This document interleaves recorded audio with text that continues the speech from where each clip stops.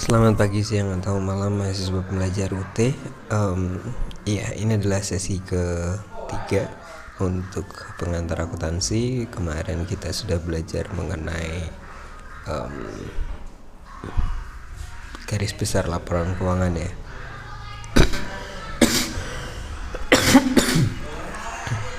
Terakhir mengenai neraca trial balance sheet ya. Sekarang kita akan mulai belajar prakteknya ya, dimulai dengan melihat siklus akuntansi pada perusahaan dagang. Kenapa perusahaan dagang? Ketika perusahaan itu berproduksi, maka itemnya akan jauh lebih banyak dibanding perusahaan dagang. Perusahaan dagang adalah salah satu bentuk bisnis usaha di sebuah perusahaan yang cukup simpel perputarannya. Jadi dia membeli barang, kemudian menyimpannya, kemudian menjualnya kembali. Selesai. Di sana tidak ada proses perubahan dari bahan mentah menjadi bahan setengah jadi menjadi barang jadi. Jadi dia beli, barangnya disimpan, kemudian dijual kembali. Selesai. Jadi siklusnya cukup singkat, jadi sangat bagus untuk kita mulai belajar siklus akuntansinya seperti apa.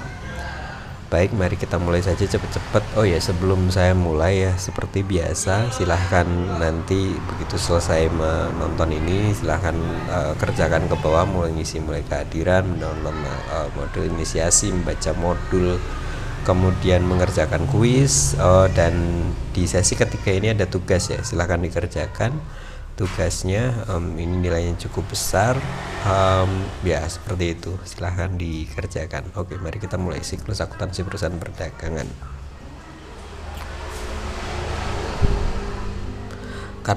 Karakteristiknya adalah perusahaan yang membeli barang untuk dijual kembali tanpa mengubah bentuk atau memproses lebih lanjut seperti saya berikan tadi. Nah, ini biasanya disebut dengan agen pengecer, grosir, atau agen penjualan. Nah, rincian elemen biaya yang mereka punya ini adalah biaya-biaya yang muncul ketika mereka melakukan usahanya supaya mereka bisa dapat pemasukan. Yang pertama adalah cost barang terjual atau cost of goods sold. Ini adalah biaya yang dikeluarkan untuk mendapatkan barang untuk dijual. Jadi ya kulaannya kalau bahasa simpelnya. Kemudian yang kedua adalah biaya penjualan atau pemasaran. Jadi ini adalah biaya marketing.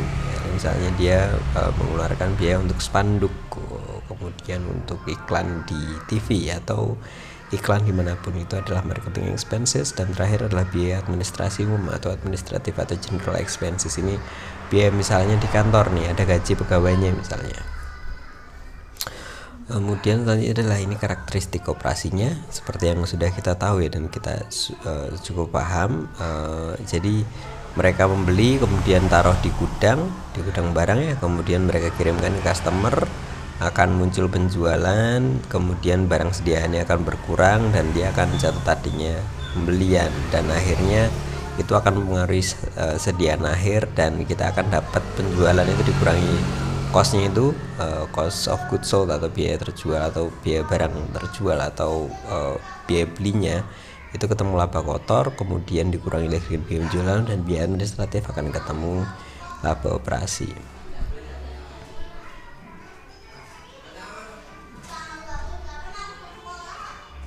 Kemudian ada akun-akun khusus. Ini ada akun penjualan atau sales ya. Kemudian ada potongan tunai penjualan atau potongan penjualan. Ini sales discount kalau bahasa Inggrisnya.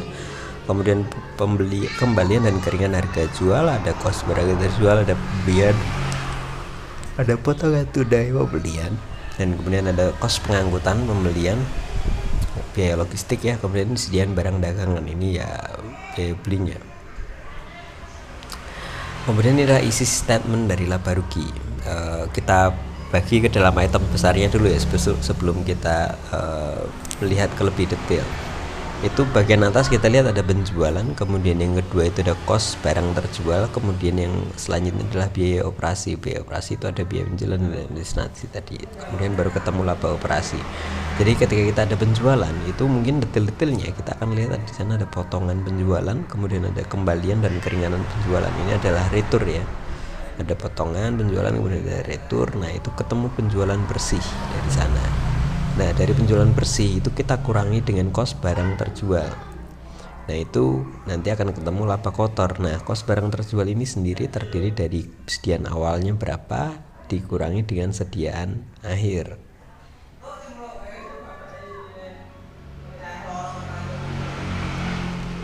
Kemudian ditambah dengan pembelian, kurangi potongan pembelian, kembalian dan keringanan, pembelian bersihnya jadi ketemu, kemudian ada kos pengangkutan. Nah itu ketemu kos barang tersedia untuk dijual, kemudian dikurangi dengan sediaan akhir, itu akan ketemu jumlah berapa yang terjual dari persediaan kita. Itu di sini terbesar 150.500. Nah ketika kita kurangan antara penjualan bersih dengan laba kotor, dengan kos barang terjual, cost of goods sold, itu kita ketemu laba kotor penjualan. Atau kalau misalnya kita jualan apa ya, tadi contohnya adalah apa, kita mau jualan apa, misalnya kita jualan lemari misalnya ya. Nah lemari itu kita beli harga 90, kemudian kita jual sebesar 100, ternyata terjual 100, kemudian cost of goods sold-nya dia kita belinya tadi berapa, 90 kan. Nah 90 berarti 100 penjualan, pendapatan kita kan penjualan tadi 100 dikurangi sama 90 ketemu 10 ini adalah laba kotor. Nah dari laba kotor itu kita hitung biaya operasinya. Biaya operasinya berapa? Kita misalnya kita iklan nih, pasang spanduk misalnya 1 gitu ya, dari 10 berarti berkurang 1. Kemudian ada biaya administratif expense, kita beli kertas, kemudian kita bayar pegawai di kantor misalnya 5, berarti kurang lagi 5, jadi tinggalnya adalah 4. Kalau di sini dari 101.500 kita kurang 38.850 untuk biaya penjualan dan 25.150 untuk biaya administratif, ketemu 37.500. Ini adalah laba operasinya. Nah kemudian ini terhadap transaksi penjualan, ini misalnya contohnya adalah pembelian pertama, pembelian kedua, dan kemudian ada penjualan. Nah ini ada perusahaan, ini ceritanya adalah asumsi aliran costnya adalah first in first out atau masuk pertama keluar pertama ya. Jadi barang yang pertama masuk itu adalah barang yang pertama dikeluarkan. Ini nanti akan pengaruh ke perhitungan persediaannya, ya seperti itu.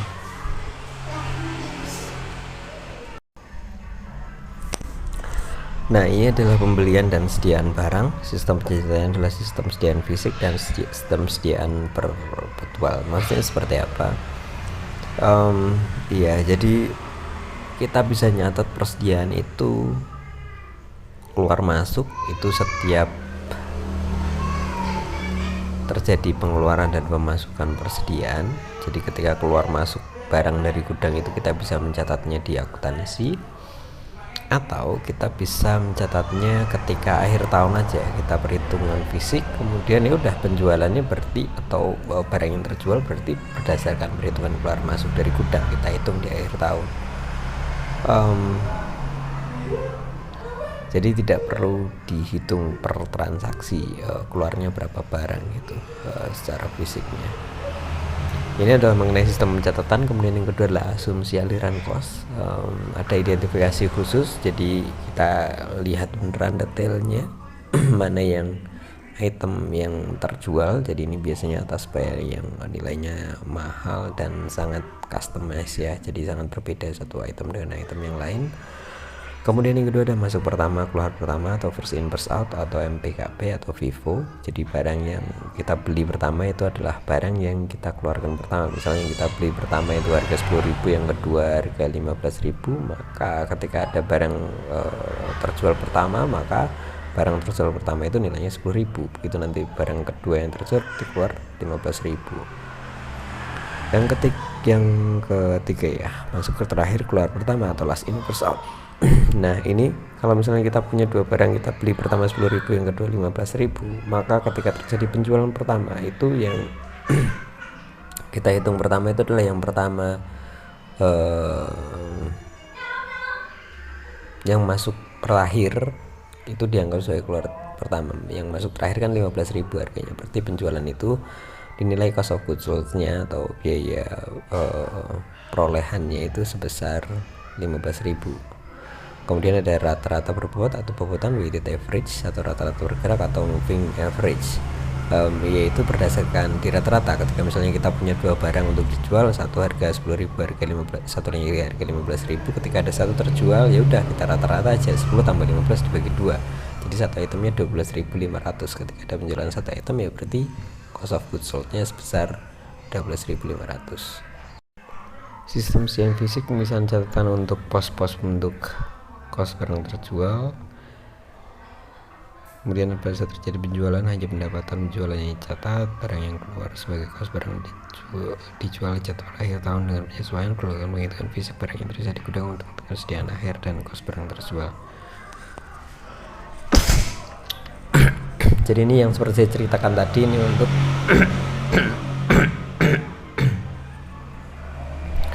pencatatan perhitungan cost of goods sold itu muncul ketika akhir periode ya. Jadi di tengah periode itu kita nggak akan ada pencatatan cost of goods sold. Ketika terakhir baru nanti kita catatkan cost of goods sold sesuai dengan hasil cek fisiknya gitu. Jadi tidak per setiap transaksi kita munculkan cost of goods sold-nya, transaksi penjualannya. Nah, ini adalah jurnal penjualannya. Ada cost barang terjual dengan sediaan barang dagangan, cost barang terjual dengan pembelian, cost barang terjual dengan cost pengangkutan pembelian, potongan pembelian dengan cost barang terjual, kembalian pembelian dengan cost barang terjual, sediaan barang dagangan dengan cost barang terjual. Nah, setiap jurnal ini memiliki cerita sebenarnya, dan ini ya sebenarnya yang penting kita baca.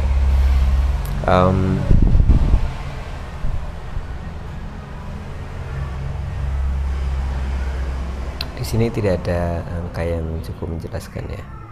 Nah, jadi posisinya di sini kita lihat cost barang terjual itu adalah expense ya. Ketika kita punya expense itu di item laba rugi, ketika dia ada di posisi debit maka dia akan bertambah atau berkurang. Expense. Coba dipikir, ketika biaya muncul, ketika dia ada di debit dia adalah bertambah ya.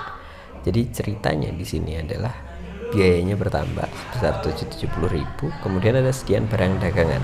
Sediaan barang dagangan ini adalah persediaan itu masuk ke aset ketika dikredit berarti dia berkurang ya. Jadi ceritanya di sini adalah ada cost barang terjual bertambah sedangkan ada persediaan berkurang. Itu adalah cerita dari jurnal ini. Jadi ketika kita membaca jurnal ataupun menuliskan jurnal akuntansi, sebenarnya di sana itu ada cerita mengenai angka-angka keuangan ini gitu. Jadi cerita di sini adalah ada cost barang terjual yang bertambah sedangkan ada sediaan barang yang berkurang sebesar nilai ini. Perhitungannya itu ya kita tadi ada FIFO, ada PKP. Nah, tapi kalau misalnya dalam sistem ini berarti kita punya perhitungannya itu posisi di akhir ketika kita menggunakan metode pencatatan fisik ya.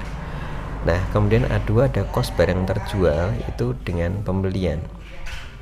Jadi pembeliannya ketika kita punya pembelian itu kan purchase ya. Purchase itu biasanya secara penambahannya itu adalah dia purchasing ini mirip kayak cost, mirip kayak biaya, mirip kayak expense.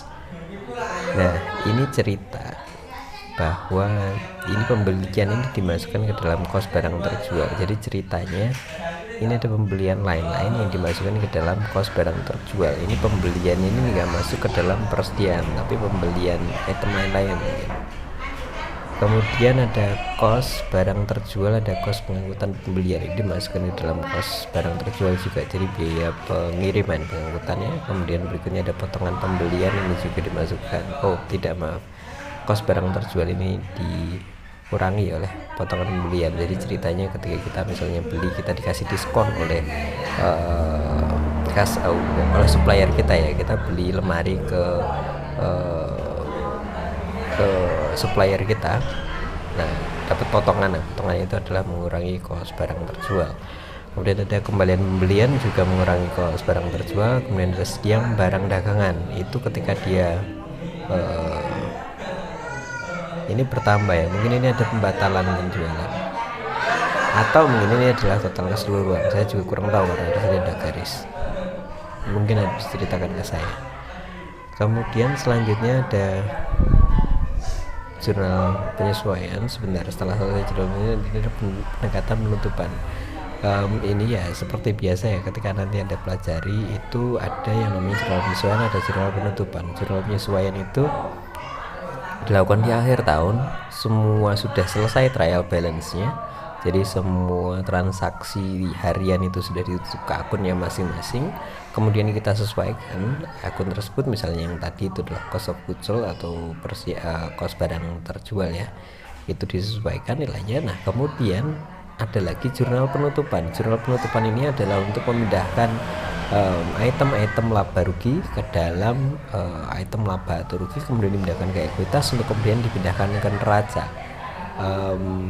Ya ini adalah apa ya, untuk menutup nih, posisi menutup adalah posisi menutup laba rugi, karena kita harus tahu nih posisi laba ruginya. Kalau misalnya neraca itu kan ya kita tidak apa ya, tidak cepat berubah, bukan begitu juga.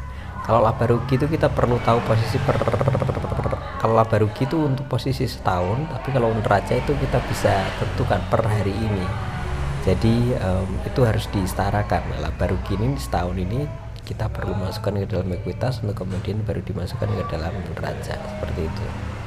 Jadi ini adalah jurnal-jurnal untuk kepentingan penutupan akun-akun laba rugi ke laba rugi ya. Teman-teman operasi masuk ke item laba rugi, kemudian dari laba rugi nanti masuk ekuitas nanti masuk ke neraca. Kemudian ini sistem perpetual, ini lawannya dari sistem yang tadi ya. Sistem yang tadi kan fisik. Nah, ini hanya disediakan satu akun sediaan barang. Pada saat terjadi penjualan, pendapatan penjualan dan biaya kos barang terjual catat sekaligus. Kos barang terjual dan sediaan akhir secara otomatis terhitung saldonya, tidak diperlukan penyesuaian akhir tahun kecuali pada tujuan pencocokan. Diperlukan karena kesediaan untuk menurunkan kos-kos barang yang terjual. Jadi ya seperti saya ceritakan tadi, setiap ada penjualan maka akan ada sediaan barang dagangan. Ada yang naik, ada yang turun.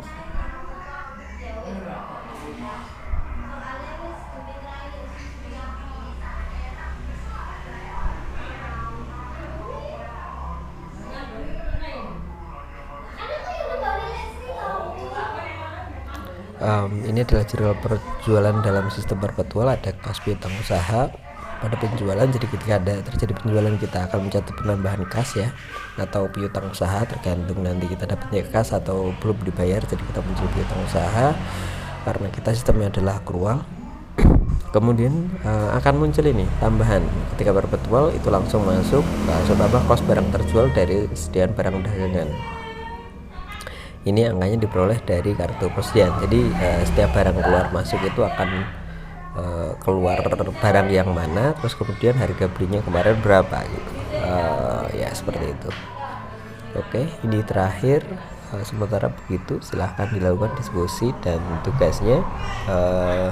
Untuk diskusi silahkan ya saling bertanya jawab. Jangan hanya menjawab satu pertanyaan aja, tapi mungkin juga bertanya ya. Sampai saat ini belum ada yang bertanya. Ya sementara begitu, semangat belajar. Terima kasih. Assalamualaikum warahmatullahi wabarakatuh. Selamat Hari Raya Idul Fitri bagi yang merayakan. Mohon maaf lahir dan batin. Terima kasih.